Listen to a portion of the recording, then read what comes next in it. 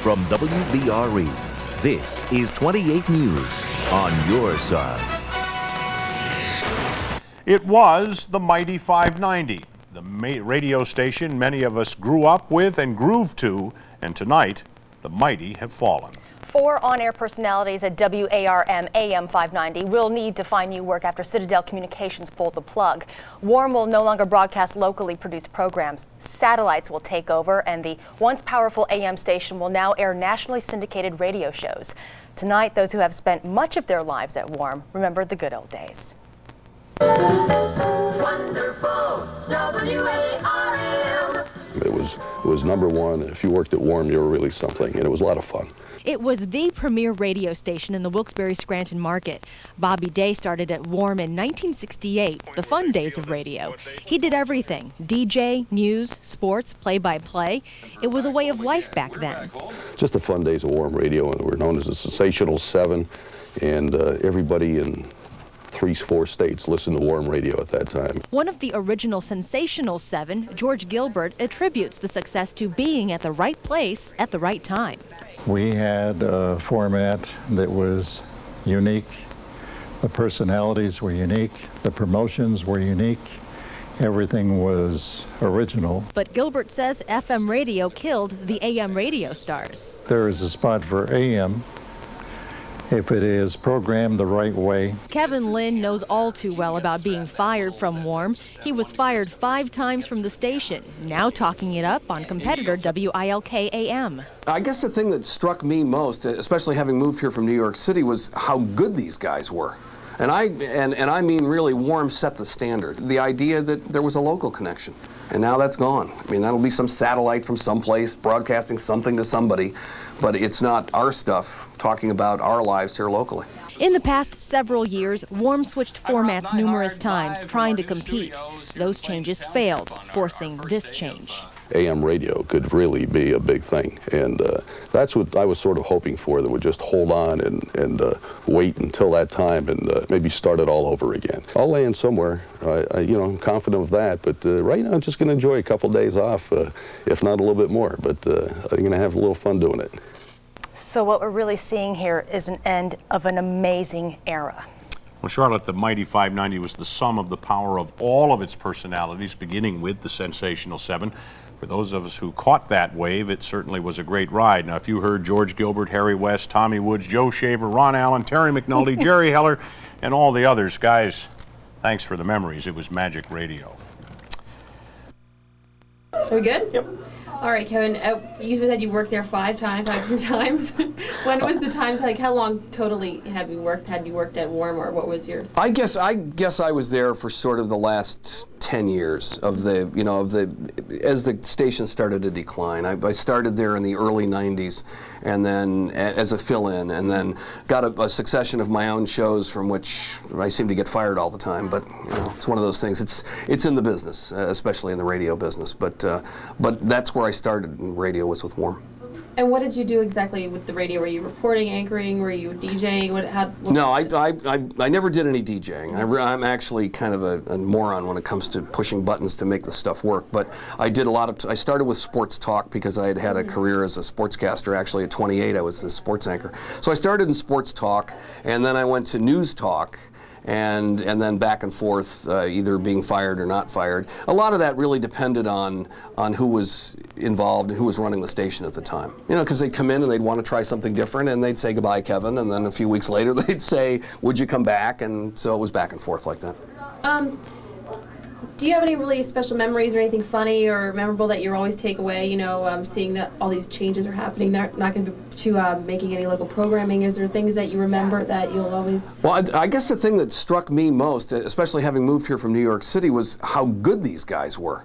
And I mean really, WARM set the standard. They were just outstanding disc jockeys. Obviously they played the same music as everybody else, but they were really good on the air. They had real personality. Every one of these guys was a different guy. And I remember, of course, the big one for me was this Terry McNulty used to pass the pineapple, which I thought was the silliest thing in the world, except that everybody, when I started at WARM, all my friends called and said, see, who are these people that he passes the pineapple with? So, of course, I sneak around for a look through the glass, and there was no one in the room but Terry. I mean, this is all theater of the mind. I mean, it was what you get, if I suppose, in your best moments of radio, or your ability to use your own imagination, and that's what Terry did, and really all of them did. It was that was, I think, the thing that I'll miss, and plus that the idea that there was a local connection, and now that's gone. I mean, that'll be some satellite from someplace broadcasting something to somebody, but it's not our stuff talking about our lives here locally. So, you had it on your show today. Now that you know that Warm is getting away from the local aspect, how does that make you feel as a former employee and a resident of the area? I guess lucky that I'm not with them. I wasn't with them this morning. I guess I feel lucky that I wasn't there this morning when the whip came down. But there's that other part of me, since I don't work there anymore, that feels like we lost a friendly competitor. I mean, because as you know, in your business, you compare yourself with the people that are doing the same thing you're doing, and it sort of pushes you to be a little bit better. The other stations push you to be a little bit better, and now we don't have that anymore, which is really kind of too bad. Those are just basic questions I had, unless there's something else that you wanted to add. Yeah, there was something that I wanted to mention, and now it's escaped me for the moment, but... Did you want to take some two shots, and then if you thought about it, what you wanted to say, then? Yeah. What went through your mind when you first heard it? This morning it came down? Yeah, I guess I felt, well, I mean, in my case, holding the record for being fired 5 times by the same radio station, there was a certain part of me that thought, well, good. but these people, the folks who work there, are people that I've known in the radio business for a long time, and they're people I've competed with and worked with for a long time, and that made me sad, because this is a great old radio station. In fact, AccuWeather, which is on in every market in America, AccuWeather started at WARM. Elliot Abrams started in WARM, and if you go to Chicago, he's on in Chicago. You go out west, he's on out west. He's on all over the country, and that was something that Warm Radio invented, along with many other things, which are now just kind of, they're so much a part of what we do in radio that you don't even think of, they had to start somewhere. They started at Warm.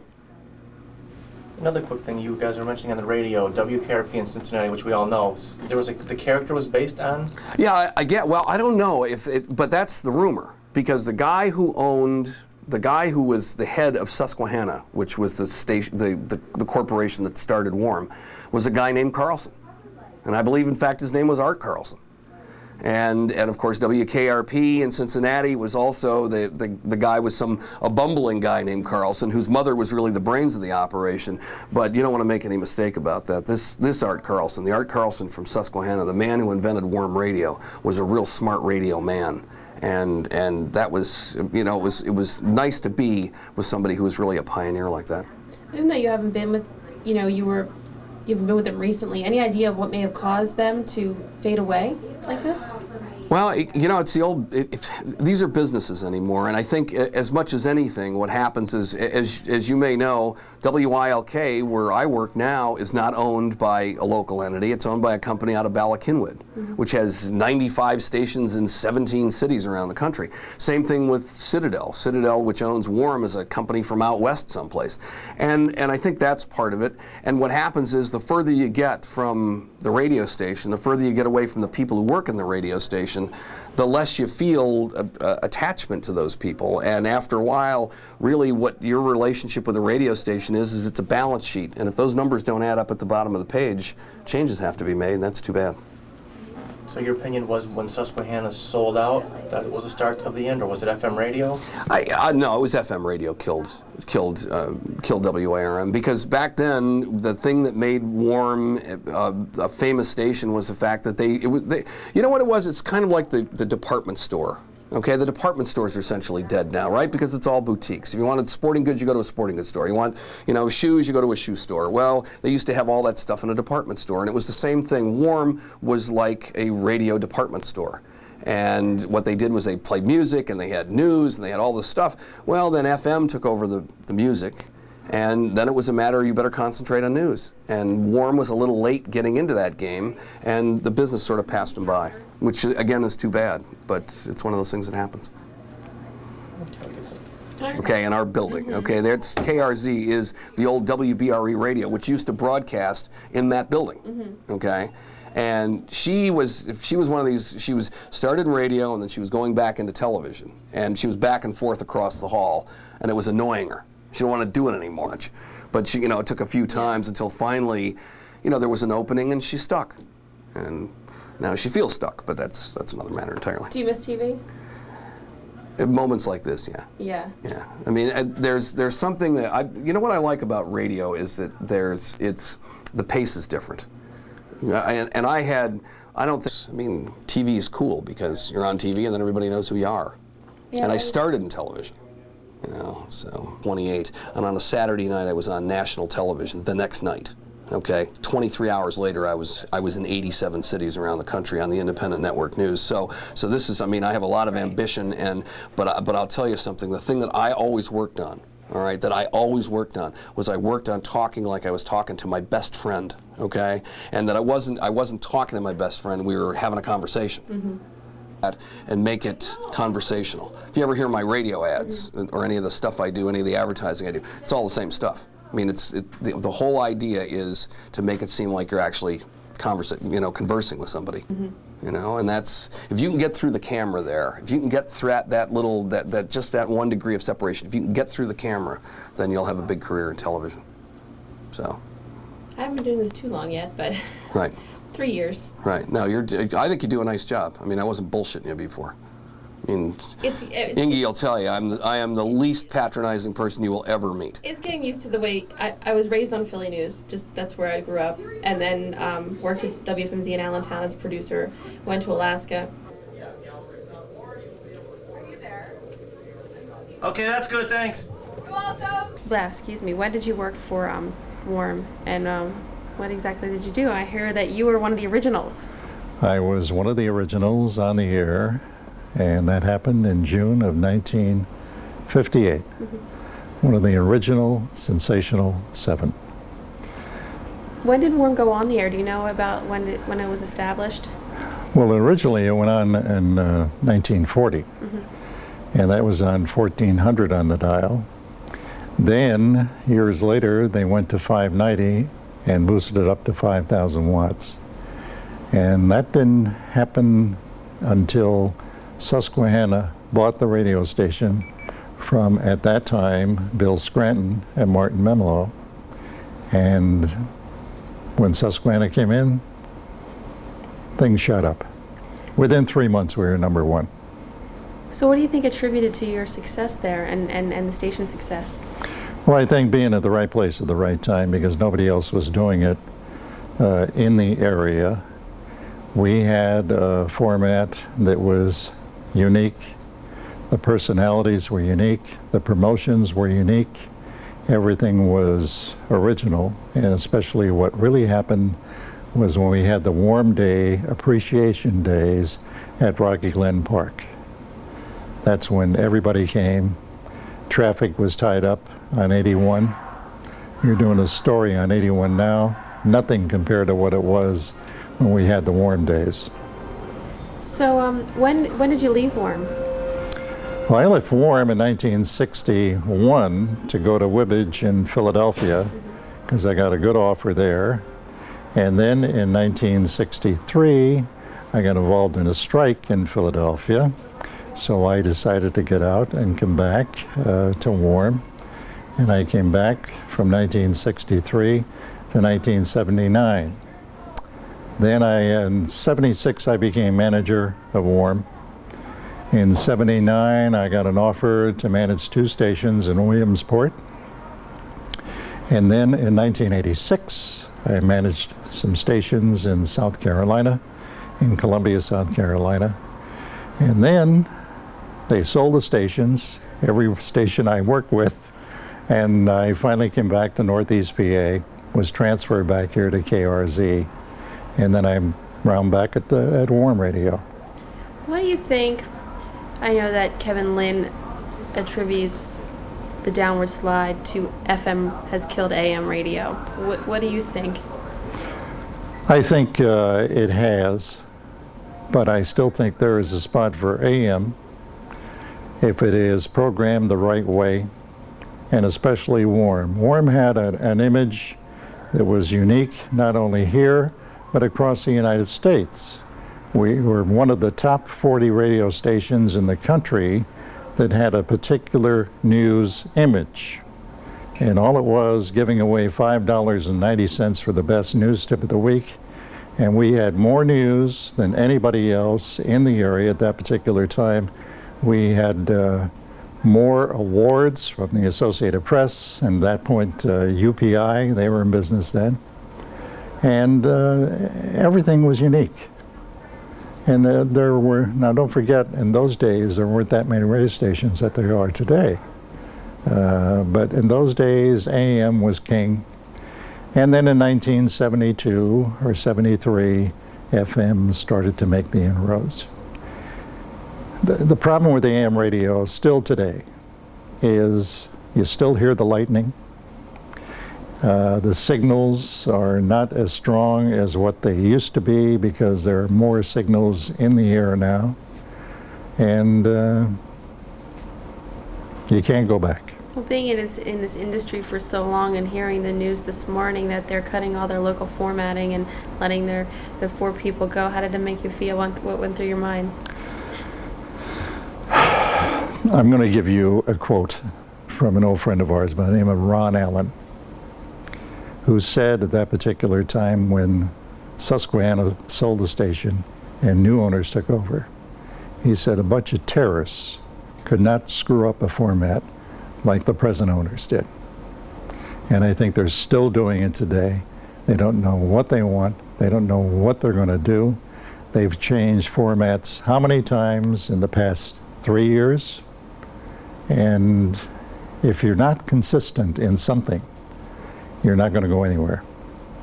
Personalities in AM radio are non-existent today. Maybe one person in the morning and then nothing else. Everything is talk, talk, talk, but there's no local talk, talk, talk that people can associate with at a particular time. And I think what's happened with AM radio, and in particular warm radio, the format was changed probably in 1995 or 96, finally, when the new owners took over. And at that particular time, there's no more music anymore.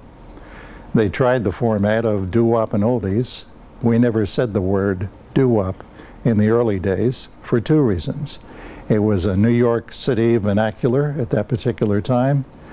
And I think the word doo-wop would offend some people in those days in Old Forge and Dunmore and the like.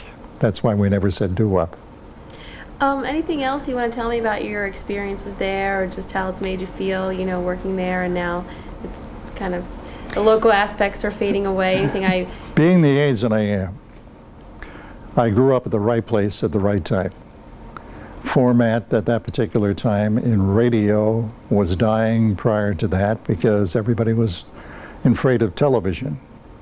And then along comes Top 40 Radio, and Warren picked it up. And from that point on, it was history. All right. Couple 2 shots. Sure. Kevin Lynn was saying that's where AccuWeather was started. Yes, I named it. Is that what you named it? Yes. Joel Myers will say no, but we did because we had a contest within the station, and I named it. So how did that start up? I mean, weather forecasting through... At that particular time, we had pinpoint weather out of Cleveland, Ohio. Mm-hmm. We paid very little for the service.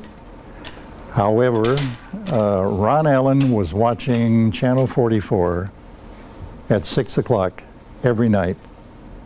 And Joel Myers and Elliot Abrams were on the television giving the weather forecast, and he kept track of it. And we compared their weather forecast with Pinpoint and the U.S. Weather Bureau when they were in Avoca.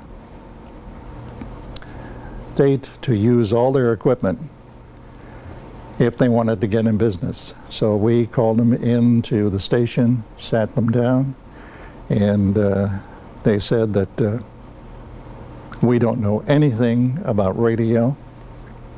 All we know is what we do on television for 15 minutes. We have no contacts with any radio stations. And at that particular time, Susquehanna owned something like around 8 radio stations. So we told them that we would get them 8 potential clients with acting as an agent for them of other radio stations and sell their service. And that's where it all came about. It's fascinating to know that now, knowing how big AccuWeather is. It's everywhere.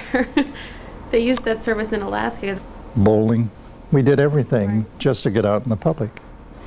And we would pawn off some of our ringers as Joel Myers, as Elliot Abrams. Right. And in those days, I think 44 didn't have an audience like nowadays. Not that it's any great, but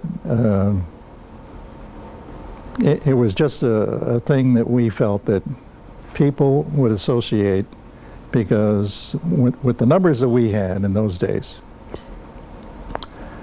not to say our weathermen, not to say our newsmen, not to say our promotion people and our air people, because nobody knew what the hell we looked like. And they, they just went for it. So what do you have here? This is an old pictures of you, and this is what? That's our flagship, and we got it in 1976, and we call it the All-American Radio Station, because that's when the bicentennial was.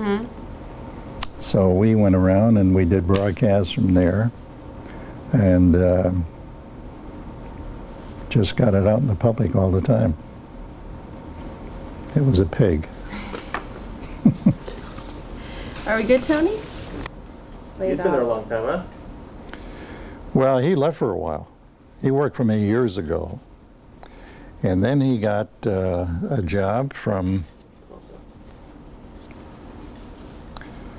Winston, Liggett Myers.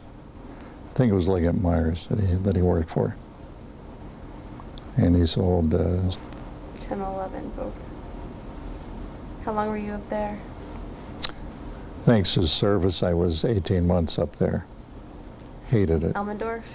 Eielson? No, Ladd Air Force Base. Oh, okay.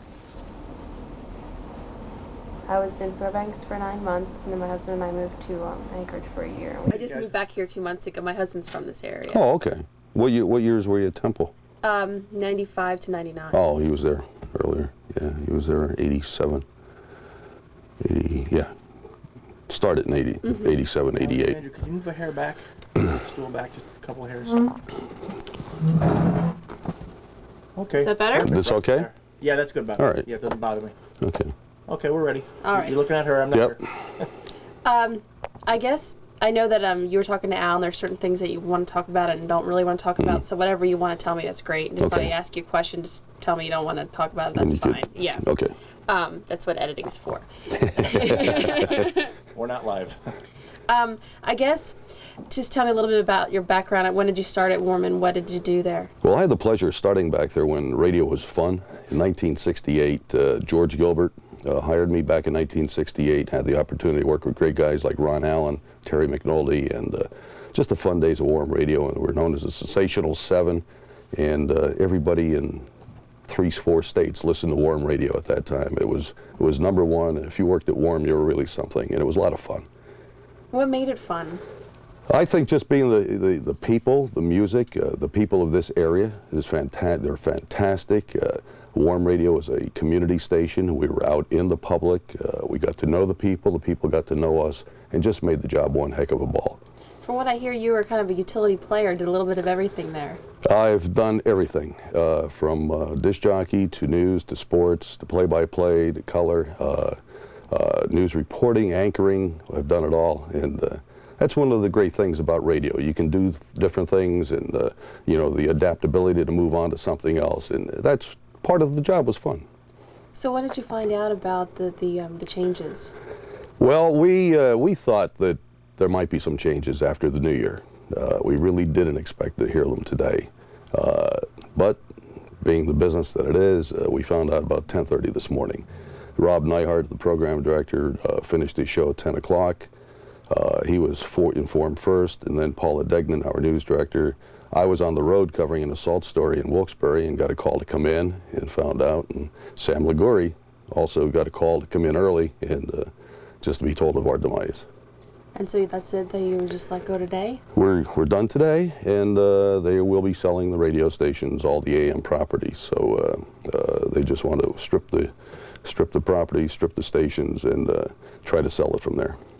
Any idea of what you suspect caused WARM on the downward slide?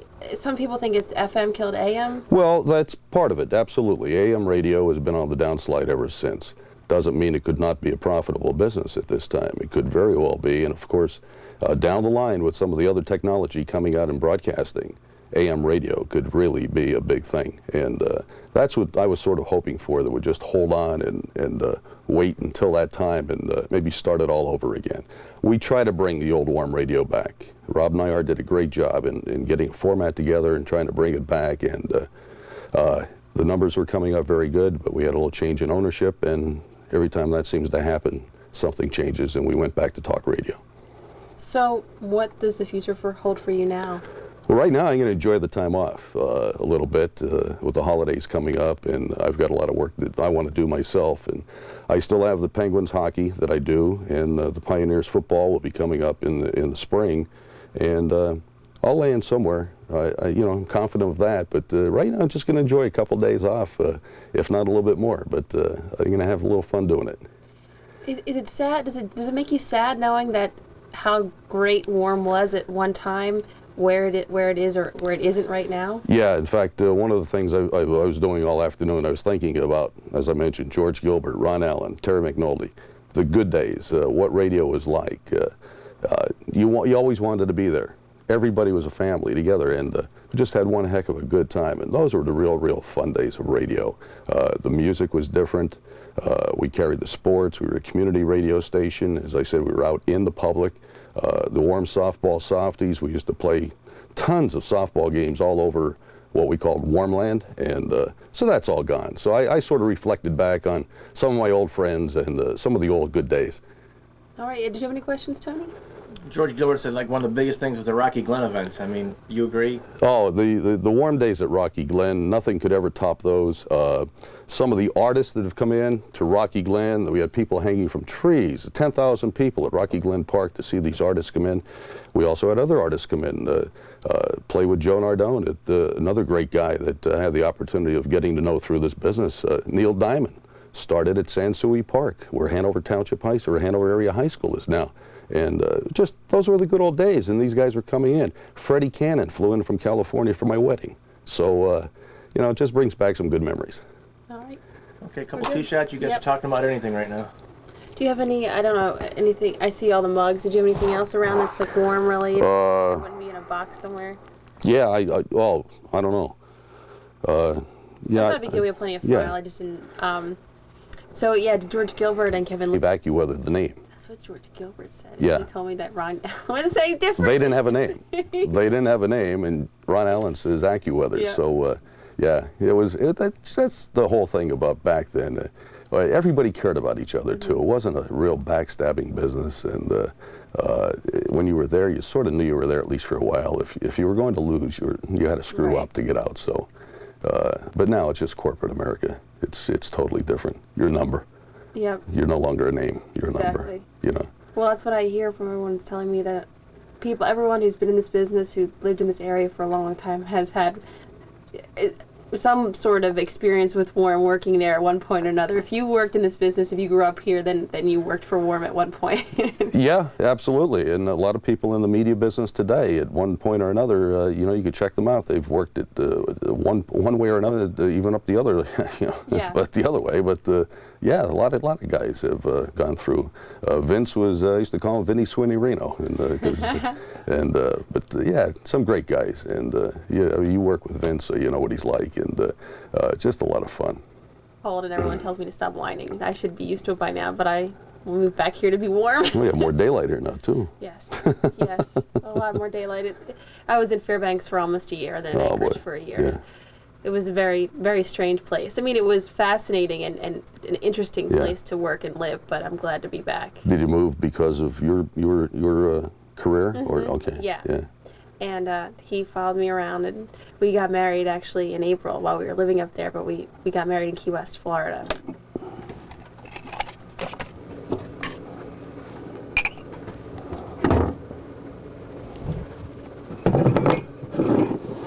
Wanted me just to spread some of these out like this.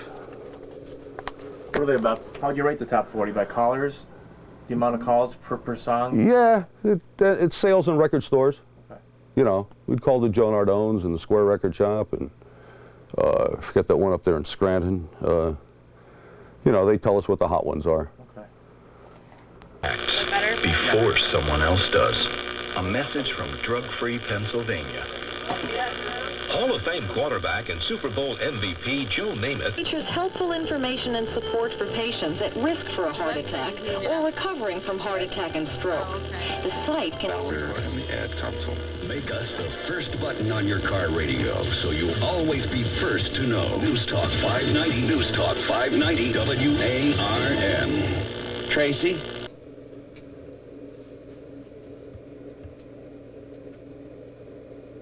Okay, Bobby. Wonderful WARM. Hannon and Joey Shaver at my wedding. And